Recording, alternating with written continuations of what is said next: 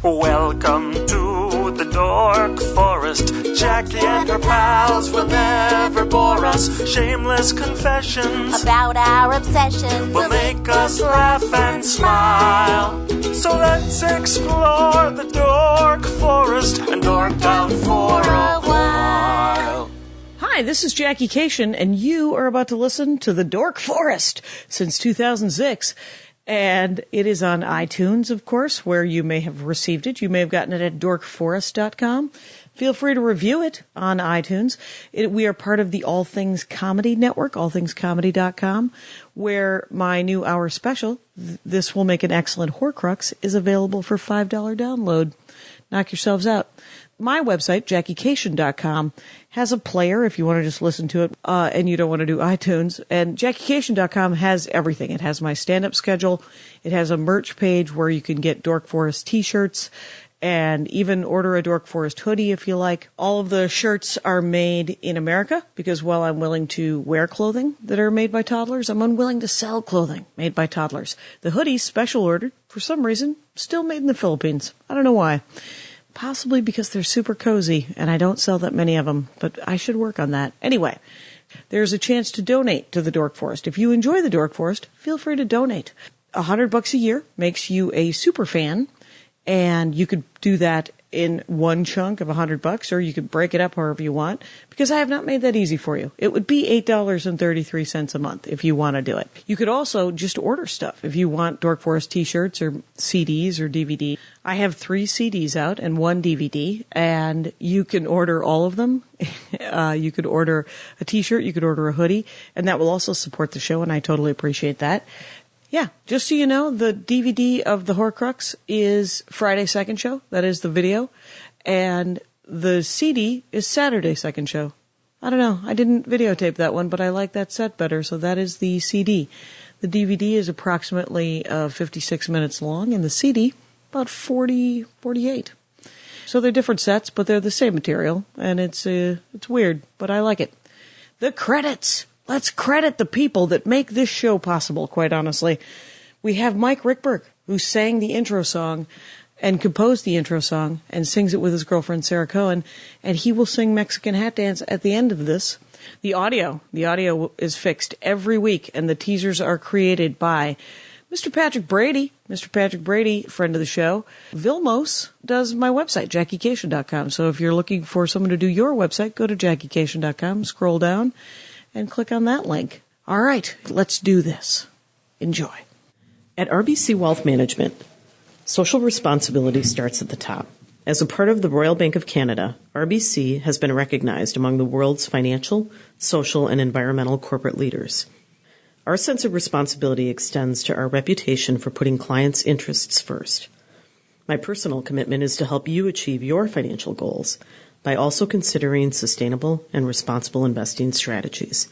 To learn more, visit www.darlacashin.com. RBC Wealth Management, a division of RBC Capital Markets, LLC. Member NYSE, FINRA, SIPC. It's a live Dork Forest. Traditionally, Kristen McGuire, here at A-Kon 25 in Dallas, Texas, I can usually get 22 people in any city in the world to come and see me do this show.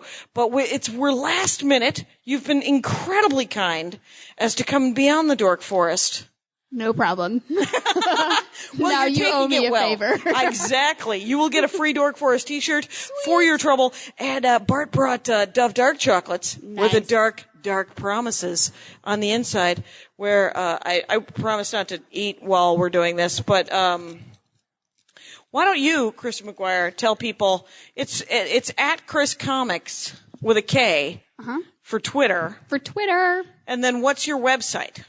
ChrisComics.com. With a K, it turns out. I like to keep the same brand. I'm branding. You do voice work, so why don't you read that in the darkest voice possible? Make it evil. Make it evil. Make it evil. Your smile is your best accessory. Okay, I like it. A little bit of Bane, a little bit of something. All right. So let's talk. We're a quorum. We have 7 people here. Let's do this. Let's have a Dork Forest. It's dork on dork dialogue. Here's what happens. Yeah. We start talking about what you like. You, Kristen McGuire. I like so much. Excellent. then we're in business.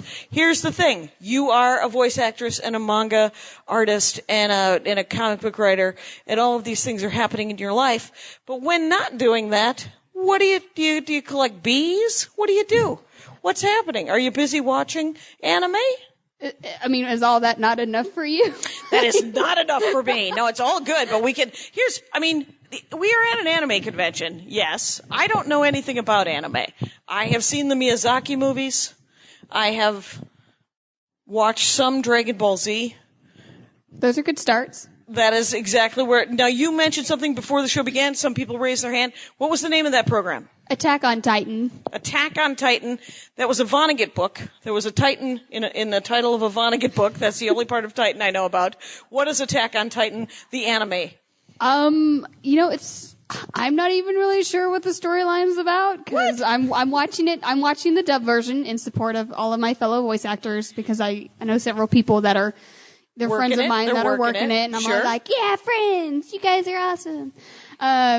So I've been kind of watching along with them. So I don't know as much. I think I watched 7 episodes before it got dubbed, and I heard it was going to get dubbed, and I was like, no more sub from now on. I gotta support my English friends. Right. So are there monsters? So what it is, it's like these, it's kind of like medieval people, I guess, and they've been hiding behind these gigantic walls for 100 years, and there's these gigantic, sexless men eating, grinning titans. Some of them look like members of Jerry Garcia. There's a Jerry Garcia Titan, It's gonna be great. We're gonna share.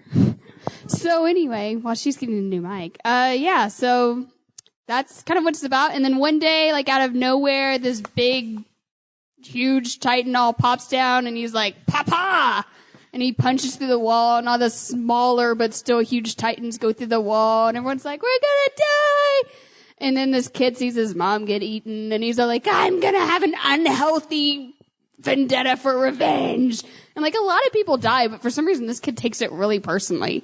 And he's just like, I'm gonna kill all the Titans. Okay, so very Batman. He sees his mom killed, and so he's going to... And Titans, of course, are the ancient Greek Titans. There was Cronus, and then there were the Titans. So, I don't know if it has... Yeah. They came before Kronos. I don't think it has any relation. They're just these giant, and they don't eat because Japanese? They're hungry. Yeah, they don't eat because they're hungry. They just eat because they're like, we like flesh. Yeah. Oh, they're giant. And they're impossibly hard to kill. They have to use this maneuver gear and fly all around. And then you chop off this tiny piece of their neck and they die. But if you chop off their head, they're like, new head. And I don't get it at all. But hey. But you love it anyway? You're in. You're on board. Yeah, I like it. I can make some Attack on Titan jokes. It's extremely... okay. It's kind of like Game of Thrones. You can't get attached to anybody. You're like, I really like you, guy. And they're like, oh, you got eaten. Okay. I like the idea that if you just do a tiny bit of somebody's... you just have to hit them in exactly the right spot. There's an off button on them kind of thing. It's like an Achilles heel, basically. Okay. Yeah. All right. I guess you could have chopped off Achilles' foot and he would have still lived, but they didn't, so... I think it was a PlayStation 2 game, wasn't it? Stretch Panic? PlayStation 1? Oh, Shadow of the Colossus, that was the beautiful one. And Stretch Panic was beautiful, but that was the one where you had to run around and pull the demons' ponytails. They were giant-breasted lady demons, and if you knocked them off these spinning discs, their boobs would flatten out and turn into helicopter dealy bobs and fly them back up to the disc.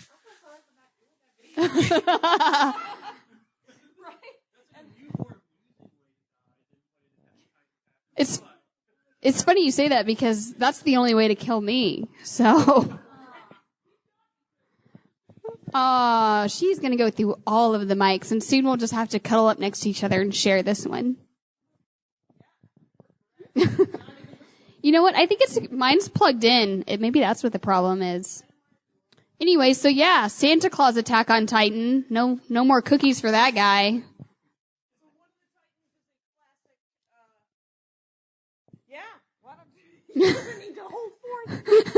Now you said welcome to the Dork Forest, you guys. By the way, this is a podcast, Dork on Dork Dialogue. we're live. We are live. It's not really live. We're not really streaming at this moment. If you go to dorkforest.com, you can, what it is I talk to people about what they love a lot. And so in this case, I'm sitting here with Kristen McGuire and we're talking about anime, and let's talk about manga, because you clearly enjoy manga. I do. And, how did you get into manga? I always like, we're just going to share. Yes, we'll pass it back and forth. I always loved comics. Even as a kid, I was a huge fan of like Calvin and Hobbes and Garfield, and my dream as like a little kid was like to one day have like a syndicated comic in the Sunday newspaper. And my very first comic strip was about this skunk named TJ, and he lived in a zoo, and the other animals picked on him because he smelled bad. So. It ain't right. I was like 8. I was like 8, and I was like, this is genius. And this is good writing. Yeah. So, but when did you get into manga? So, I never really got into like superhero comics. Like, I thought they looked cool, but to me, they were so boring. Like, the print was tiny, and I didn't know what was going on. Just some muscly dudes running around in spandex. So, one day, my brother brought home a Japanese anime, and of course, it was subbed, because there wasn't a lot of stuff dubbed back then. Or if it was, like, it took like 8 months to get it. And it was RG Veda. And I remember looking at it and I'm like, whoa, that little chick just went all like demon, and she's got these gigantic eyes, and she blinks and like a tsunami happens somewhere. And I just thought that was so cool. And so immediately I ran upstairs and was like, I'm going to draw like that. And I didn't know it was anime. Like, I didn't know what it was. I just thought it was pretty. And I was like 10 or 11 or 12 at the time. I don't remember. And what was it called? R something? RG Veda. It's by Clamp. RG, Veda, right. Like VEDA. There you go. Yeah. Some of their early work. Who knows what this is but me? Here's what I've come to A-Kon for, is to learn about anime, and to learn from the beginning. RG Veda. What year is this? What decade? 80s? 90s. Yeah. All right. And it was dubbed? And it was No, it was subbed. You had to read it in Japanese, it was subtitled. Subbed being the shortened version of the word subtitled? Yes. Thank you very much. In Australia, they use the word doco for documentaries. Back to you. Good to know. I'm going to start using that. I'm going to bring it to America. Okay, so what was the next one so you saw anime and then you wanted to draw manga? I wanted to draw it, but I wasn't quite ready to draw like manga comics yet because I hadn't seen them.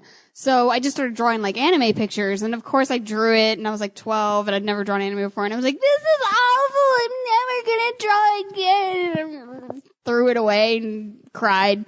And that's the end of the story. And that's the end of the story. And that is the last time Kristen McGuire drew anything. It's very sad. If you go to Chris Comics, it's one white page of the internet after another white page of the internet. So then what happened? So I thought, you must have to be Asian to draw this stuff. And obviously I am unqualified. Fantastic. Other than being short. And I didn't think that really counted. A step in the right direction. When you're 12, you would think, I have to be Asian or short, or why don't I have brown hair? Anyway, go.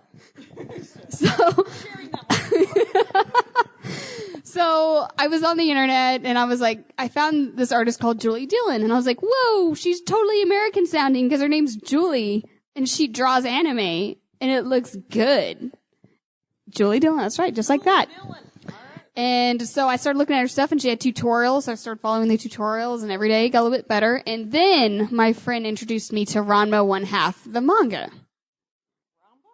Ranma. Spell that. R-A-N. R-A-N. Yeah, M-A. M-A. 1/2.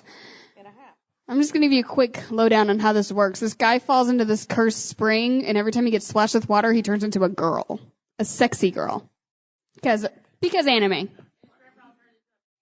And his dad turns into a panda, and everybody has fallen in these springs, and this guy always comes out, this little Chinese guy, and he's like, oh no, so sad. You fall in spring of drowned pig. Very sad story. 100 years ago, pig fell in spring and drowned, and now whoever fall in spring take on form of pig. Wow. Yeah, and like there's like 80 of them, and they don't like barricade it off or anything. People are always swimming in them and stuff. So Nobody puts up a sign. Hey, this is the pig spring. This is where things are going to go wrong for you. Why have I not been reading manga since I was 12? Because this sounds hilarious. Go for it. Well, that's what I thought. I thought manga is so much more entertaining than American comics. So I was like, I want to draw manga. And then, of course, I started seeing Sailor Moon, and I'm like, oh, cool. Like, she fights evil with, like, moon power and love and friendship, and I want to have a special cat come to me out of nowhere and be like, you're chosen. And it didn't happen. I was really disappointed. It is very disappointing when you don't get to go to Hogwarts when you're 11. It is one of the big disappointments. I think I wasn't even anywhere near 11 and I wanted to go to Hogwarts. And I was like, really? No letter? Still nothing on the letter. And then, but when I was 11, I don't know why this is coming up, but here it is. I wanted a dog named Scene, which, the dog's name was Sean, turns out. But I was 11 and I didn't know the word Sean in Irish was spelled S-E-A-N. So. It was from the Big Red Jim Cahill books. Yeah, I read. Oh my god, I loved every animal book, and I did that too. I called him Scene during the whole book. Right, that's it. And here's my thing. His dad's name was Big Red, right? The sire of Sean, the dog, the Irish setter, was named Big Red, and then he was born also an Irish setter. And someone named him Sean instead of Little Red, which would have made a lot more sense, and a bunch of 11-year-olds would have been saying Scene. Anyway, there you go. Well, the funny thing about that is he was like the second litter, and he talked about at one point from this little doggy point of view, because he was apparently very intelligent, about how there wasn't room in his owner's heart for 3 dogs, because he already had 2, and so he like goes off in the wild with this other Irish setter that he like kidnaps and impregnates. So I forgot about that. There was date rape in Little Red. It was called Outlaw Red. Jim Cahill. Yeah, get out there, because he was an outlaw. That's what Little Red was. Sean, the dog, and yeah, he did. He went out. There wasn't enough love in the heart of the man to have 3 dogs. Wow, nobody's seen Animal Hoarders in 1970, is what I think. It was a simpler time. They come back and they like want to take the dog home. And I'm like, if I were the dog, I'd just be like, F you. Right? You didn't want me. I'm going to live out here in the wild with my wild puppies. My wild puppies. Yeah, the thing is the wild puppies, they were now purebred, amazing. Because what Outlaw Red did is he sprung his girlfriend from the breeding pen. And that, I love the looks on your face. You're like, where is this available? I enjoy that look. They had anime in the 70s and they had manga in the 70s, right? Because the origin of manga is Japanese back in the ding dong days, right? I mean, it's been around ever since the Japanese in the 70s as well. And the first anime ever shown in America was in 1965. And what was the name of that program, sir? Astro Boy. I think I've read that comic book. All right. Talk to me. What do you know about Astro Boy? I know its name and what it looks like. And he is a real rocket boy, right? And his first name is Astro and his last name is Boy. No, I don't know. I've seen like a few of the old cartoons. That's about it. And the movie that just came out. None of us have microphones. This is going to be the greatest episode of the Dork Forest ever. What we did is a group of like-minded individuals met in a Hilton in Dallas, and it's going to be great. Okay, so yeah, so what after Ranma and a half? Well, after Ranma 1/2, my friend started watching this anime called Fushigi Yugi. Good luck. Yeah. So, which means the mysterious play. My dad used to be like Furi. And oh my gosh, I was so enthralled with that anime, and so. For a birthday gift, my friend bought me the manga. And when I saw that, it was the most, like, beautifully drawn. Like, I had liked it up to that point, but Ranma 1/2 is very goofy.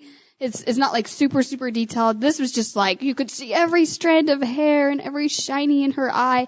And the plot was amazing. It was, like, her best friend and her went in this amazing world in this book. And she meets all these hot dudes. And I was like, yeah, I'm into this. Where's this book? Where can I find this book? The crazy thing is what I have heard about it. I have only read a very little of it, and so little of it I don't have any names.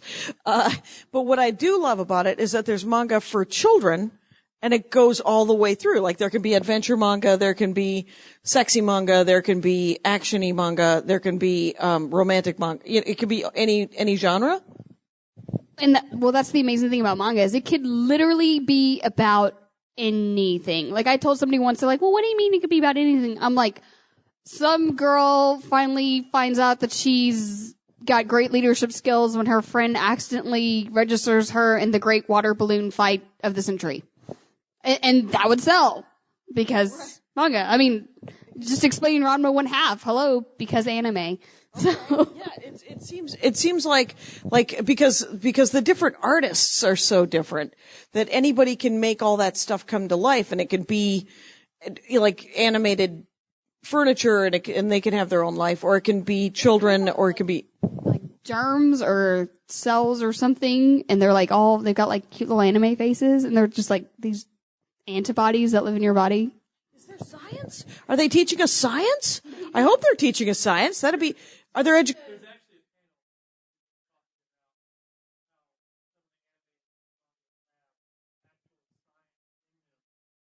Really? So some manga was it science before they did it, or were they a little of both? Like in Star Trek when they invented the doors that move at the grocery store, before there were doors that move at the grocery store. That was invented on Star Trek. And then someone said, well, that's easy to do. All you gotta do is step on a panel and then the things move. Anyway, well,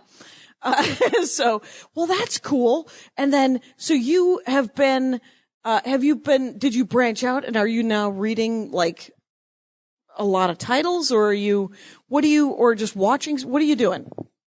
Well, obviously now there's a huge, selection compared to when I was a teenager. I would go to my comic book shop, and of course I grew up right outside of Washington D.C. actually, in Virginia, in the beautiful woodland hills of Virginia. I've been all over. Like I was born in Florida, and then I lived in Tennessee, in the foothills of Tennessee until I was like 10, and then I moved to Washington D.C. and I was all like, hey y'all, my name's Kristen McGuire, I'm from Tennessee. And then I had to lose that accent because I got beat up at school. Right. There's no. Then I lived in Romania. Yeah, I had to stop talking like that.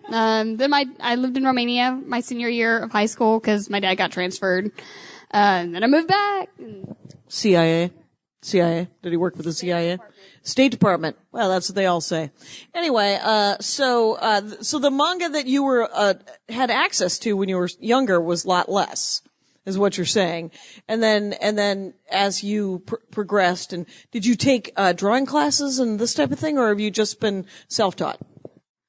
Oh yeah, we had an excellent art program at my school because thankfully, the schools are really well funded up there, and we were part of the IB program, and I took like the first year of art in high school, and I was already drawing. And then like I got skipped up to like advanced art. Like I skipped over like 2 levels of art and got to do that. And we had a really great program actually in Romania too, surprisingly enough.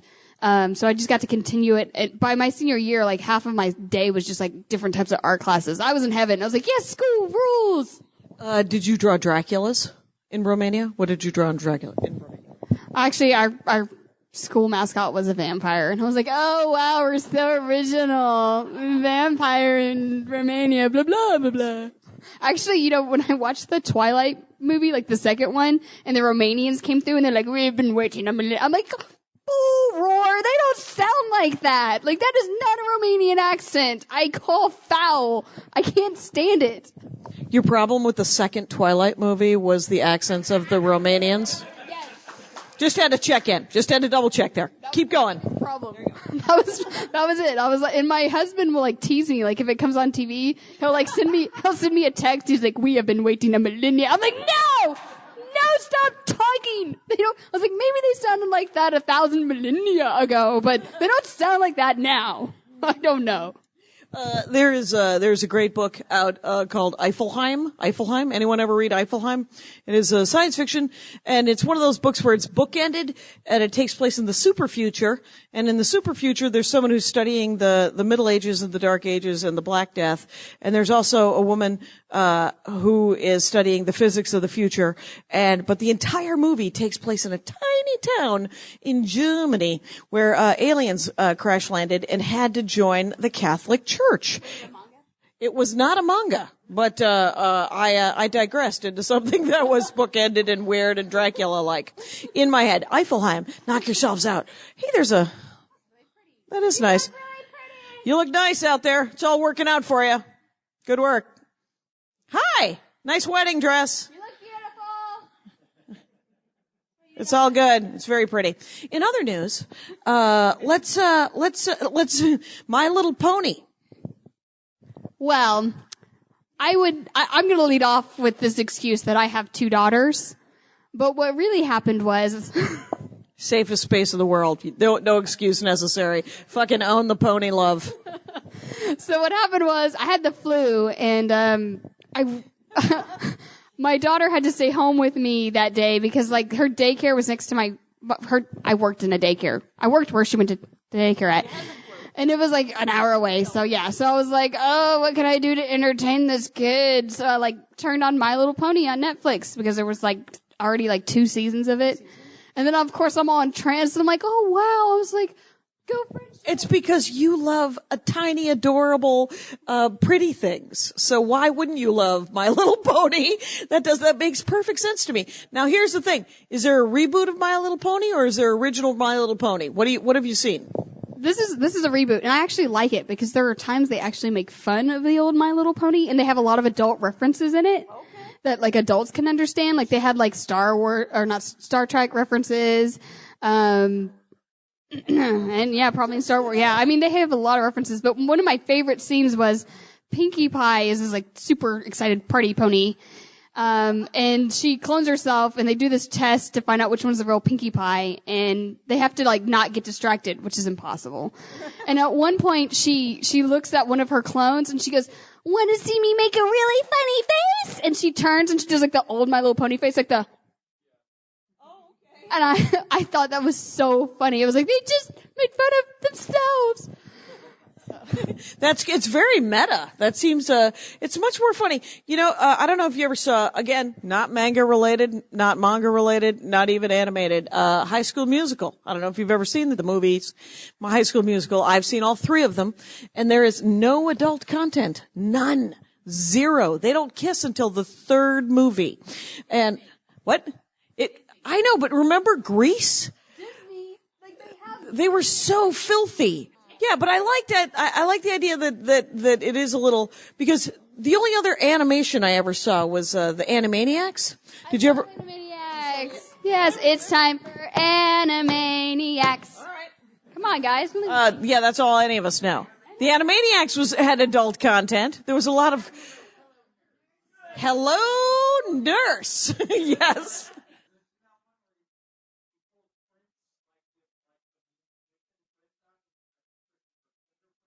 Oh.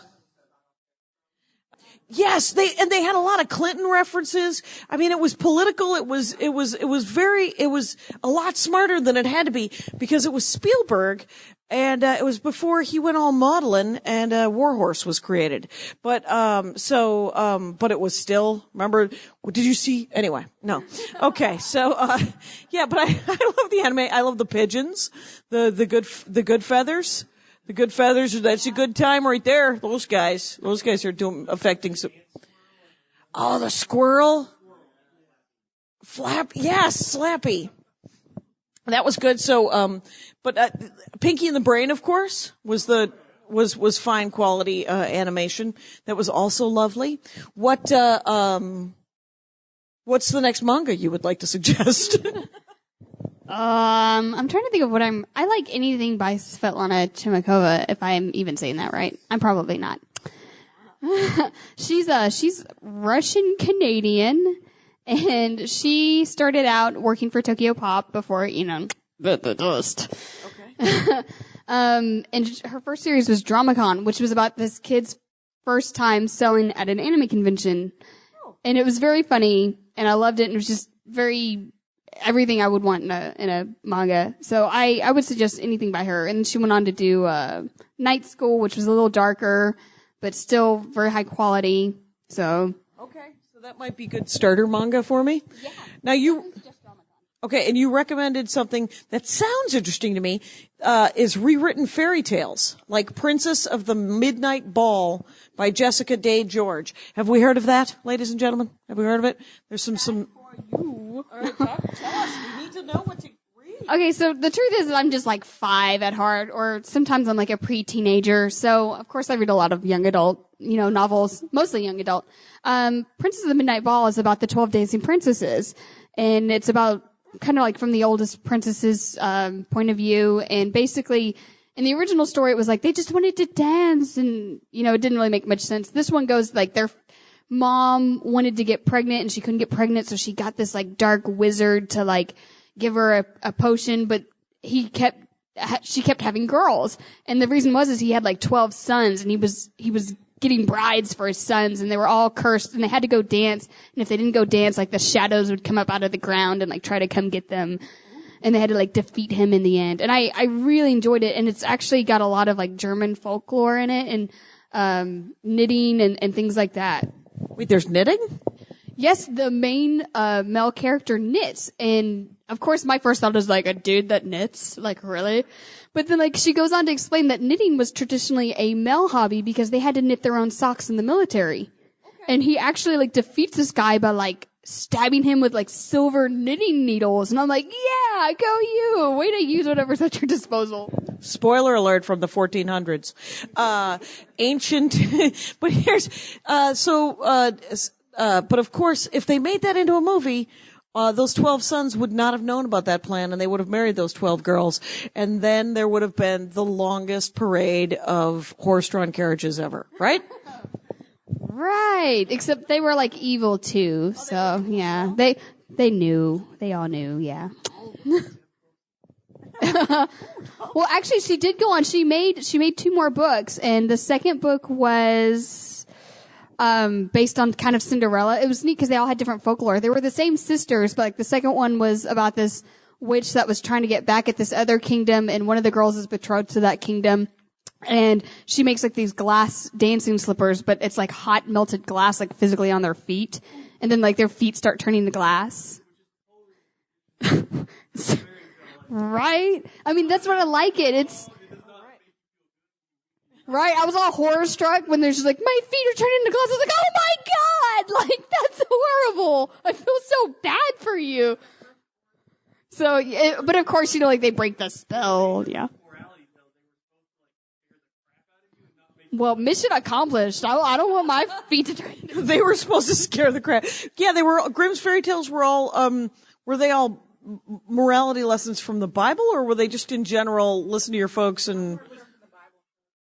Some were just, okay.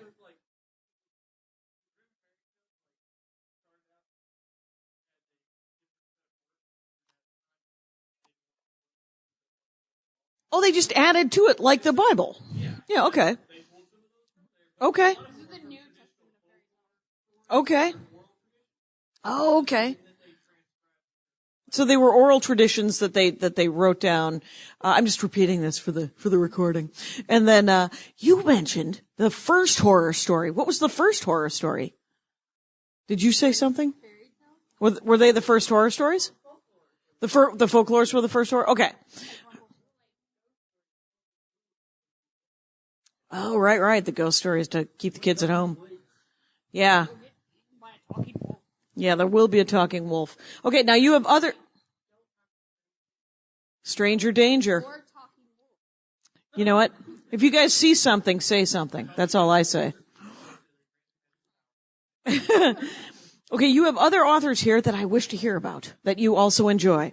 Because I've never heard of any of them, and I know I'm wrong. So, Gail Carson Levine. Go.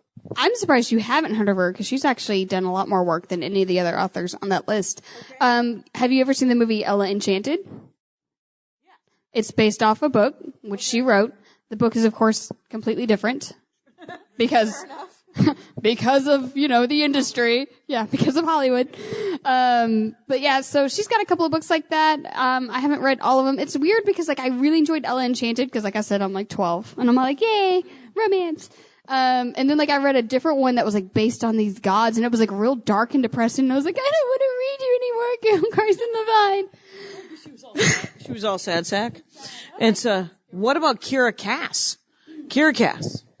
She just wrote a trilogy called The Selection, and I saw the book like for the first time in Walmart, and I'd never heard of it, but I thought it sounded interesting. Walmart. And the idea is that it's like this dystopian society, and I'm sorry, there's a dystopian society. It turns out, and I must quote, whatever dystopian science fiction comes up, I always have to quote my father who's like, you keep reading those books about the dystopian future. Have you looked around? We live in a dystopian present. Do you realize what the dystopian future is going to be? Just like now. Your car's going to be 10 years old. But you're going to be fine. Anyway. So it's a dystopian future.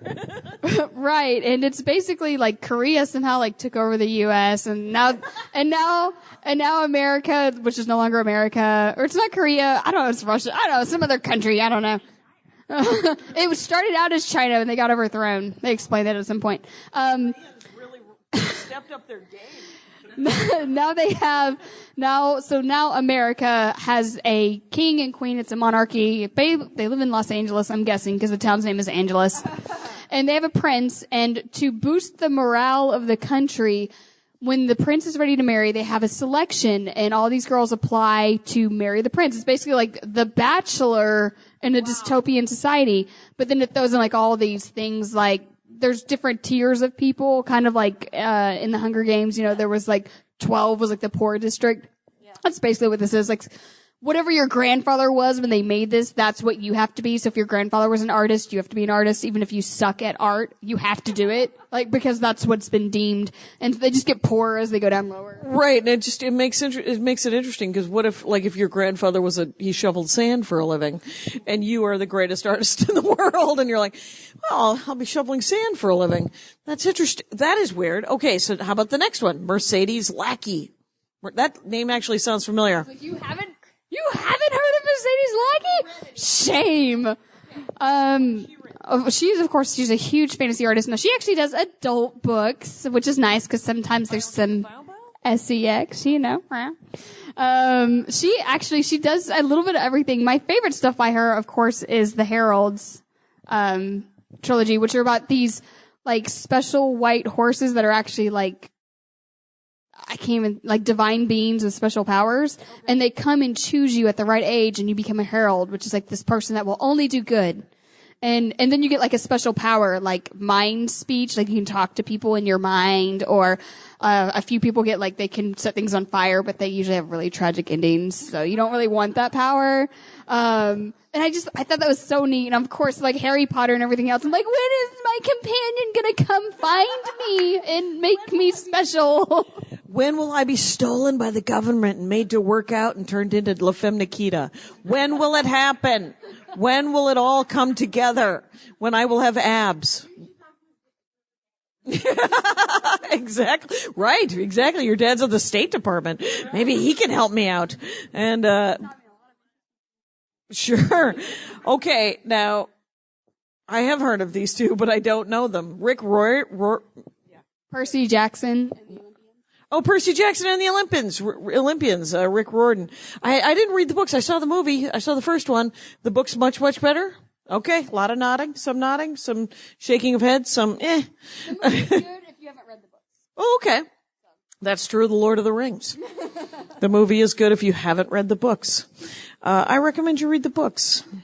I'm a bit of a Lord of the Rings nerd. It's true. I mean, if I forget about the books, I enjoy the movie because I enjoy things that blow up. And then a lot of sliding down mountains. I don't mind that. I'm in. How about Stephanie Meyer's? Twilight. Oh, the Twilight lady. Yeah, I'm okay never reading that. I also didn't read I tried to read Game of Thrones. Did you read it or are you just watching it? Okay, so I read it, but I read it like when I was in high school, and of course I was like 16, and I would like read like the first like 2 or 3 books, like I read every chapter, and then like the 4th book, I'm like, I don't really care about Sir Davos. What's going on in Arya's world? Yeah, so I would skim. So then like stuff happened in the show, and I'm like, did I skip that chapter? Like, I don't remember. Or worse, I was watching last week's episode. I don't want to spoil it if you haven't seen it, but I was like, I know this doesn't go well. I'm like, but I can't remember how it goes down. And then we're watching. I'm like, oh God, I remember now. Oh, the pain. What I am told is that, cause this is what happened. I tried to read the first 120 pages twice. I tried to listen to it on Audible, and I tried to watch the television program, and I was reminded at every turn that everyone I liked was probably going to die. I was like, oh, that guy seems sane. They're gonna kill him. That guy seems like he has his shit. No. That guy's dead. Yeah, he's done. And, oh, that guy's gross and evil. No, he's gonna make it. He's gonna keep, it's like the Kardashians. It's like they never stop showing up. And I wish them nothing but the best, but I wish they would get off my television because I keep running into their pie holes saying something horrible. And, anyway, so, okay. Well, I like the idea of, all right, now, so, Sword Art Online. Talk to me about Sword Art. What is that? Is it what it says? Well, I think it's a really cool show. Like so much of the anime I watch now is based on who I know that's in it. Like it starts out as support, and then of course I fall in love with it. Sword Art Online is I think it's kind of happened before, but it's this virtual reality game where they like completely go into the game, like with their minds. They've got these helmets on. And like the guy that made it was like, hoo, the joke's on you. You can't log out. And, if you die in the game, you die in real life. And it's funny because like every promo is just like the voice actor Bryce, I think it's Peppenberg. I probably said it wrong. Don't judge me. But it's all like, if I die in the game, I die in real life. And that's every freaking promo. I really wanted it to just be that you were constantly online looking at sword art. Just looking at different. Yeah? There's an episode of him just going to different sword shops. And then he's got to go get the materials. Oh, and he's got to get the materials, and that is hilarious. Things people get in the way. Like every other girl you've met.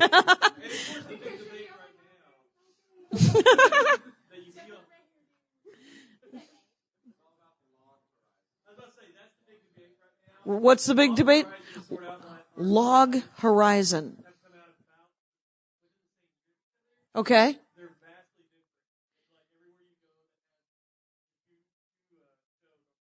Yep. Sword. Yep.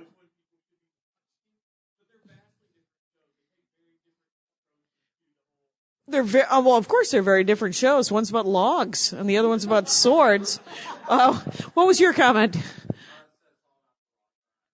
What is a log horizon? People trapped in a virtual world.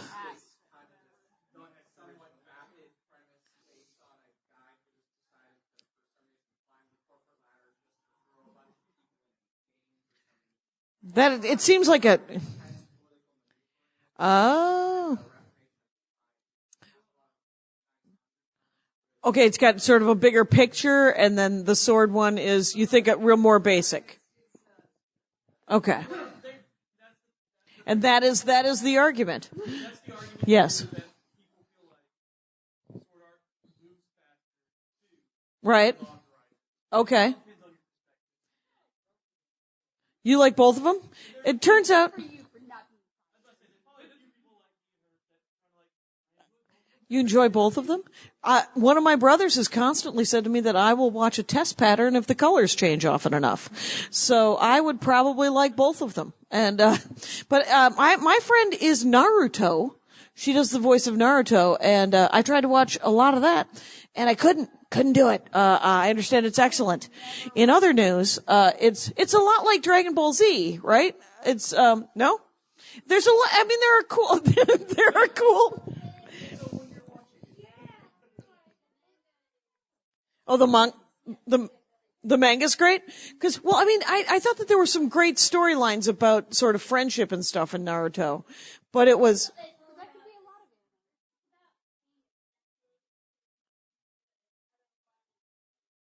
It's about being accepted into a community for reasons that aren't your fault. Nine-Tails Demon? Okay. No, everybody, he just wants to eat a lot of lunch, that guy, and in Dragon Ball Z. Well, I think, do you know what? I think because there's a lot of fighting in the sky. Maybe that's what did it. There's a lot of hanging in the sky, growling at each other. But maybe I need, okay, so maybe I need to watch.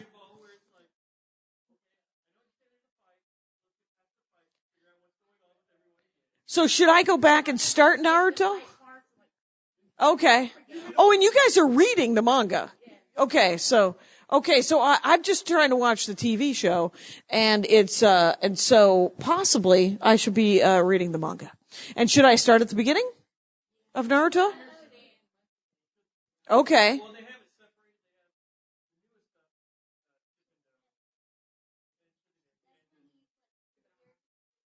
In the future, and he's a grown adult, or okay.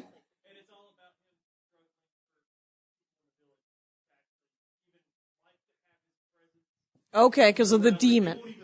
They won't even talk to him. It's like the Amish. Yes. You can't even sit and break bread. Yes?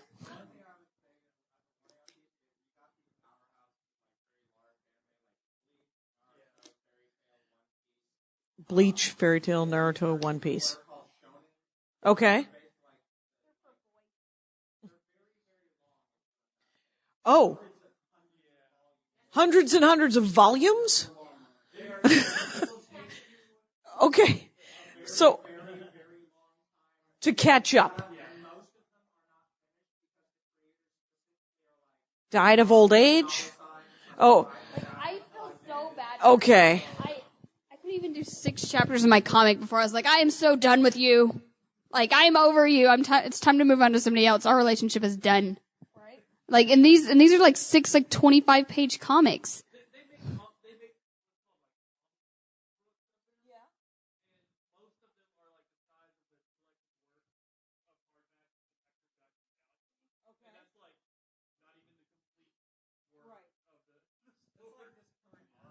So it's like a giant hardcover omnibus kind of thing, like Sandman or something like that. So they're $100 each, and yeah, this thing is just right, something insane, just dozens and dozens of them, and you're like, I'm not prepared to devote. I can't even finish The Wire. Which is a television program that's only 300 episodes. Right. That's why I think I was about a dozen or so in, and then I thought about calling my friend and say, how's it going? How's Naruto? She's like, well, I'm still getting scale, for doing the voices for Naruto. I'd like to get, a union. Anyway, so, she would like a raise. Which, I mean, I don't know how it works for her. Like, at Funimation, you get paid for how much time you're in the booth. So, 500 episodes of being the main character. Right. I think she did. I think she bought land, but I don't think like she bought a lot of land. I think it's a small house in Van Nuys. So, which is a small. Anyway, I'll be over here. Right. It's not like The Simpsons, which is union, and then those guys get to buy small cities. And all right, okay. So what animation on before? Let's make sure, by the way, that we talk about chriscomics.com and your books. And so Kristen McGuire here is going to tell you about what you've written, so that people might get out there and check it out. Some of you may already have, because I recognize some of your faces. Anyway, so I wrote a series called Enchanted, which is about a girl that moves to a new city and accidentally stumbles upon an ancient war between unicorns and dragons in the local city park. It happens to the best of us. You go to get your change of address form. Oh, there's an ancient war between mythological creatures. My bad. So I started this series I started writing it in 2006, and I started publishing it. I finished the first chapter in 2007, and I professionally published it in 2008. by myself. Yay! I submitted it to Tokyo Pop, and I got a very nice rejection letter about it that actually used my name and everything, so it wasn't just like a Form 1. And I was like, oh, I'm so sad. And then they went under, and I was like, oh, good for me. I think I'll just self-publish. And I actually just finished the latest chapter, and it's here tonight A-Kon. in my room. Please do not follow her up to her room. Do not. My dad taught me a lot of interesting things about self-defense because he's in the State Department. He has dossiers on all 6 of you. Here's the thing. Anyway, so I concluded, and that was really exciting. And then I also did a one-shot, which means it's self-contained, of a comic called A Day in the Life of a Cat Girl, for no other reason than I wanted to draw a cat girl. I thought they're cute. I like it. But I had no idea. I was like, what am I going to draw? Like, I don't want another long series. I just want like one comic book. And I was like, I'll just draw what her day is like. And she's got like a cat personality. Like, she steps out in the sunbeam and she like falls flat on her face and falls asleep for like 2 hours. And she wakes up and she's like, what happened? It's like, oh yeah, I was going to the store. And like this dog chases her, and she just talks about like, of course she's a cat, so her life is awful and everybody hates her and is beneath her. And then, at the end, she finds this really cute cat boy, and suddenly her tune changes, and she's like, oh, it's not so bad, And that's why Solzhenitsyn wrote A Day in the Life of Ivan Denisovich. He just wanted to know what Ivan Denisovich was doing in the 30s up in Siberia. And so he said to himself, I don't want to do a whole long series about Ivan Denisovich. What's one day in the Gulag? What's one day like? And he met a really nice boy in the Gulag. No, anyway, he didn't. He didn't. It would have been awesome if he had. But here's the scoop. Everybody, it has been, it's just shy of an hour, but, what you should know is that there's going to be another episode of The Dork Forest in this very room tomorrow at 8:45, 15 minutes later, making it even harder for anyone to find me. Anyway, but that is with, a lovely lady named Helen McCarthy. She is a very nice lady who I said to last year. We were talking about reading books, and I said, I really like Georgette Heyer. And there was a pause, and I said, Georgette Heyer, she's like the poor man's Jane Austen. And I wasn't talking to her. She whipped around, and she said, Georgette Heyer is the poor man's no one. And then I was like, oh, well, we will be discussing, anime and, possibly Georgette Heyer on the Dork Forest. And because she writes academic anime books, right? To your knowledge? Yeah, she writes, she is a historian of anime, and so she will be here tomorrow night doing that. And then Saturday night, in the night, at like midnight, 11:45, another weird time Saturday night, I will be doing stand-up comedy. I will be telling jokes out of this joke hole, into the world, and, you could come and hear my Dune joke. No, I don't have a Dune. I wish I had a Dune joke. Now I must come up with a Dune joke. Please come. It's dry humor. Ladies and gentlemen, the comedy is everywhere, and it's a beautiful thing. And I did bring Dork Forest t-shirts if you guys want to get them. I also brought my new CD and my new DVD, which is called This Will Make an Excellent Horcrux. Nice. Because my soul is in it.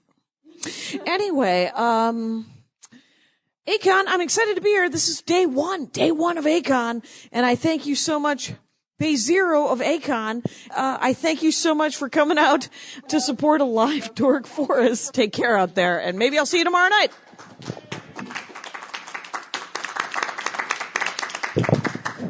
My hat, my hat, my hat.